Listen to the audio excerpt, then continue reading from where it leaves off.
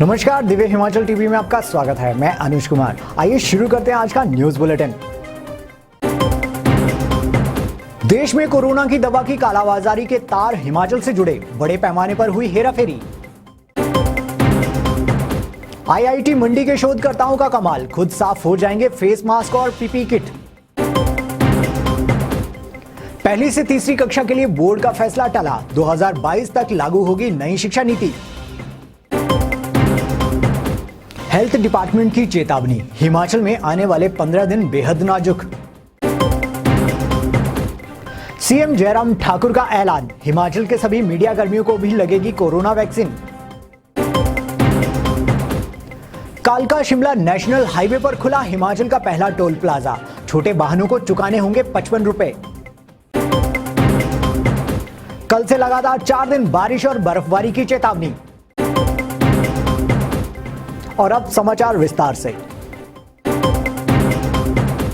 लोगों की जान पर खेल किस तरह दवाइयों की कालाबाजारी होती है, इसे बद्दी के फार्मा हब की करतूत से समझा जा सकता है। कोरोना काल में रेमडेसिविर इंजेक्शन की कालाबाजारी के तार हिमाचल के फार्मा हब बद्दी से जुड़ने के बाद राज्य दवा नियंत्रक प्राधिकरण अब क्या एक्शन ले रहा है, देखते हैं इस रिपोर्ट में। कोरोना के उपचार में कारगर माने जा रहे रेमडेसिविर इंजेक्शन की कालाबाजारी के तार हिमाचल के फार्मा हब बद्दी से जुड़ने के बाद राज्य दवा नियंत्रक प्राधिकरण हरकत में आ गया है। इसी कड़ी में इस पूरे मामले की जांच के लिए डिप्टी ड्रग कंट्रोलर की अगुवाई में 5 सदस्यीय कमेटी का गठन कर दिया गया है। यह कमेटी 5 दिन में रिपोर्ट सौंपेगी। बता दें कि बीते रोज बद्दी स्थित दवा कंपनी हेल्थ बायोटेक के निदेशक सहित 6 व्यक्तियों को रेमडेसिविर इंजेक्शन के अवैध रूप से भंडारण करने और सौदा करते हुए पुलिस ने गिरफ्तार किया था। गिरफ्तार किए गए लोगों में हेल्थ बायोटेक लिमिटेड बद्दी के निदेशक गौरव चावला, अभिषेक जैकब और केरल के फ्रांसिस, दिल्ली के सुशील कुमार और मध्य प्रदेश के प्रभात त्यागी शामिल हैं। गिरफ्तारी के बाद चंडीगढ़ पुलिस व दवा निरीक्षकों की टीमों ने बद्दी स्थित दवा कंपनी हेल्थ बायोटेक लिमिटेड में दबिश दी और वहां से 3000 रेमडेसिविर इंजेक्शन बरामद किए हैं। पुलिस और राज्य दवा नियंत्रक प्राधिकरण ने कालाबाजारी के इस मामले की गहनता से पड़ताल शुरू कर दी है। उम्मीद जताई जा रही है कि जल्द बड़े खुलासे होंगे।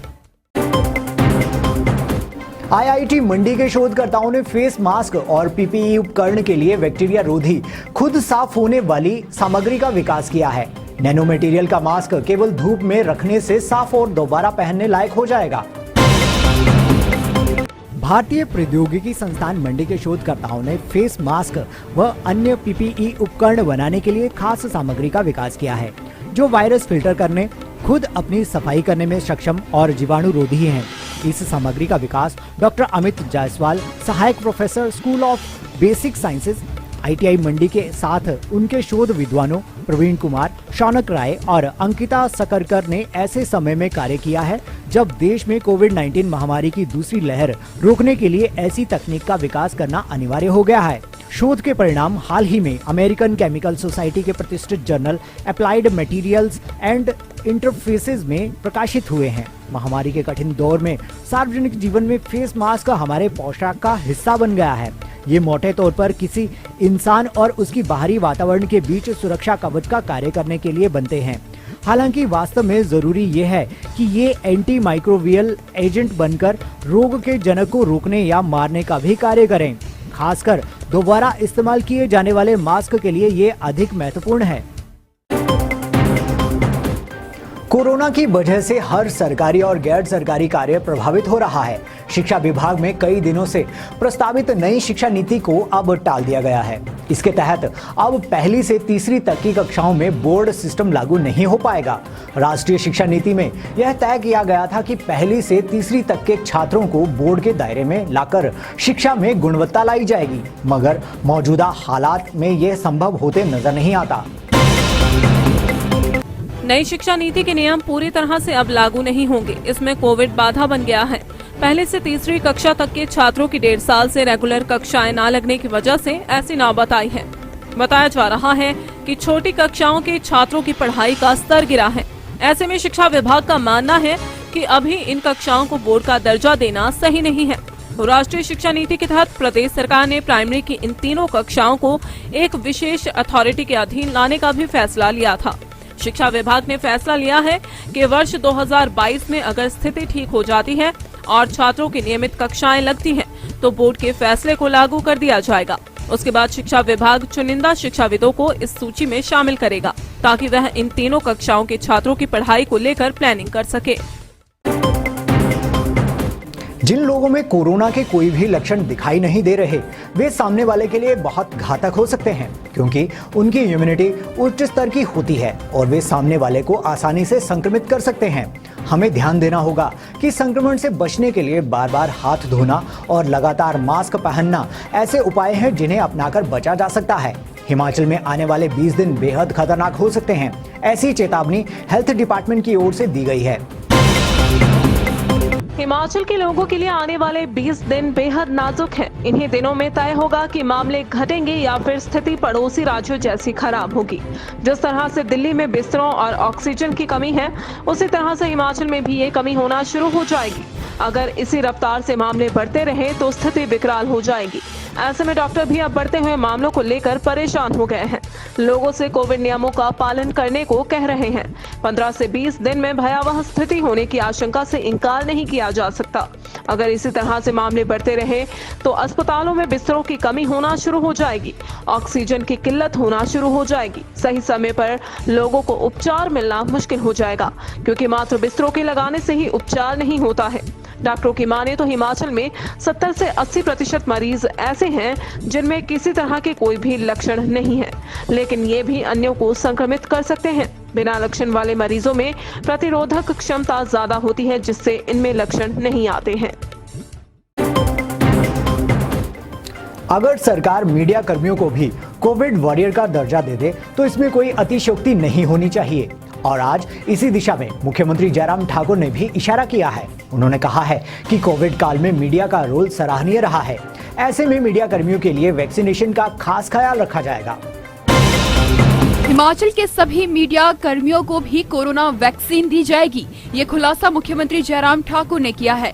मुख्यमंत्री ने हमीरपुर में पत्रकार वार्ता के दौरान कहा है कि जैसे फ्रंटलाइन वर्कर ने कोरोना से लड़ने में अहम भूमिका निभाई है, वैसे ही मीडिया कर्मियों का योगदान सराहनीय रहा है। वहीं सीएम ने कहा कि पूर्व सीएम प्रेम कुमार धूमल से मुलाकात को और तरह से देखने की आवश्यकता नहीं है, ये शिष्टाचार भेंट थी। लेकिन इस बात के लिए बार बार आग्रह आ रहा था कि हेल्थ के हमारे जितने अधिकारियों के समक्ष में भी और उसके साथ साथ हमारे समक्ष में भी बात आ रही थी कि जो पर्टिकुलरली जो मीडिया जगत से जुड़े हुए लोग हैं वो भी इस वैक्सीन के इस अभियान के दायरे में आने चाहिए। 45 ईयर्स के ऊपर तो ऑलरेडी है ही है, लेकिन मैं ये भी जरूर कहूँगा कि बहुत सारी स्टेट ने इस दिशा में आगे बढ़ करके काम किया, तो हिमाचल प्रदेश में भी जिस भी मीडिया कर्मी को वैक्सीन के इस अभियान में लगता है कि भी हमको भी वैक्सीन लगनी चाहिए, इसकी भी हम शुरुआत करेंगे और उसका बेहतर ढंग से, ताकि सबका जीवन सुरक्षित हो, व्यवस्थित हो। इस बात को लेकर के हम ये तय करेंगे। एक कदम तरक्की की ओर। जी हाँ, हिमाचल के लिए इसे विकास की ओर एक कदम कहा जाना चाहिए। यहाँ प्रदेश का पहला टोल प्लाजा सोमवार को खुल गया। टोल प्लाजा खुलने से अब कई काम जहाँ आसान होंगे, वहीं यात्रियों के समय की भी बचत होगी। कालका शिमला हाईवे पर खुला यह टोल प्लाजा 100% फास्टैग होगा। कालका शिमला नेशनल हाईवे नंबर 5 पर हिमाचल का पहला टोल प्लाजा सोमवार से शुरू हो गया है। टोल प्लाजा का शुभारंभ national highway authority of India के मुख्य अधिकारी GS साघा ने किया। सोमवार सुबह 8 बजे टोल लेने की व्यवस्था शुरू की गई और बताया गया कि टोल प्लाजा 100% फास्टैग रहेगा। इसमें कार, जीप समेत अन्य छोटे वाहन चालकों को 55 रुपए शुल्क चुकाना पड़ेगा, जबकि दो तरफा शुल्क 85 रुपए रहेगा। सोलन में पंजीकृत वाहन चालकों को एक तरफ के 30 रुपए चुकाने होंगे। टोल प्लाजा के दोनों तरफ 10 किलोमीटर क्षेत्र में रहने वाले स्थानीय लोगों को 285 रुपए में एक माह का पास बनाया जाएगा। इस पूरे प्रोजेक्ट की लंबाई 39.5 किलोमीटर थी, जिसमें से 36 किलोमीटर के लिए टोल लगाया गया है। जब मैं प्रोजेक्ट डायरेक्टर रहना चाहिए शिमला से बता रहा हूँ कि आज 19 तारीख को सुबह 8 बजे सनौरा टोल प्लाजा स्टार्ट हुआ है। यहाँ पे हिमाचल का जो पहला टोल प्लाजा है 4 लेन का, इसमें पूरे प्रोजेक्ट की लंबाई 39.1 किलोमीटर थी। इसमें से 36 किलोमीटर के लिए हमने टोल लगाया है। इसके लिए तो पूरी तरह से 100% फास्ट टैग टोल प्लाजा है। इसमें सारी लेन 8 लेन टोल प्लाजा की फास्ट लेन है। इसके लिए हमने काफ़ी सुविधाएं भी दी हैं पब्लिक को। यहाँ पे पूरी में recovery van, highway patrol, ambulance, सबकी सुविधाएं यहाँ उपलब्ध हैं। और जो 20 किलोमीटर की रेडियस में जितने भी यहाँ पे सोलन की डिस्ट्रिक्ट में हैं उनको मंथली पास भी मिलेगा 25 रुपीज़ का, और बाकी उसके लिए सब सुविधा है। आइए अब जानते हैं मौसम का हालचाल। कल से लगातार 4 दिन तक हिमाचल के मैदानी इलाकों में बारिश और पहाड़ी क्षेत्रों में बर्फबारी होगी। 23 अप्रैल तक हिमाचल में मौसम खराब बना रहेगा। विभाग ने इसके लिए अलर्ट भी जारी किया है। पिछले 24 घंटे में प्रदेश के 1-2 स्थानों पर वर्षा हुई है। अधिकतम तापमान भी 3 से 4 डिग्री तक कम रहा है। इसके अलावा केलांग में हल्की बर्फबारी हुई है। राज्य में वर्तमान में सबसे कम तापमान केलांग का है। यहाँ पर -0.9 डिग्री तापमान है। सबसे ज्यादा गर्म ऊना जिला का तापमान 33 डिग्री चला हुआ है। मौसम विज्ञान केंद्र के अनुसार पश्चिमी विक्षोभ के सक्रिय होने से हिमाचल में बारिश का दौर बना हुआ है। 20 और 21 अप्रैल का अलर्ट जारी किया गया है। मैदानी इलाकों में भारी बारिश और तूफान की चेतावनी जारी की गई है, जिससे लोगों को नुकसान भी उठाना पड़ सकता है। वहीं पहाड़ी क्षेत्रों में 2 दिन बर्फबारी होगी। ऐसे में हिमस्खलन होने का खतरा भी उत्पन्न हो सकता है। अगर बर्फबारी दोबारा होती है तो अटल टनल को फिर से पर्यटकों के लिए बंद कर दिया जाएगा। और अब चलते चलते हिमाचल में 22% घटे कोरोना मामले। 11 अप्रैल तक 72% थी रफ्तार। कोविड अस्पताल बीबीएमबी सुंदरनगर में 40 बेड फुल। देर रात मरीजों को लेकर अस्पताल के बाहर खड़ी रही एम्बुलेंस। मंडी जिला में कोरोना संक्रमित मरीजों के लिए नहीं मिली ओटी सुविधा। डेडिकेटेड अस्पताल की खुली पोल। और मांगे नहीं मानी तो 17 मई को अनिश्चितकालीन हड़ताल। ग्रामीण बैंक कर्मचारी संघ ने किया धरना प्रदर्शन। आज के बुलेटिन में बस इतना ही। प्रदेश भर की ताजा खबरों के लिए देखते रहिए दिव्य हिमाचल टीवी।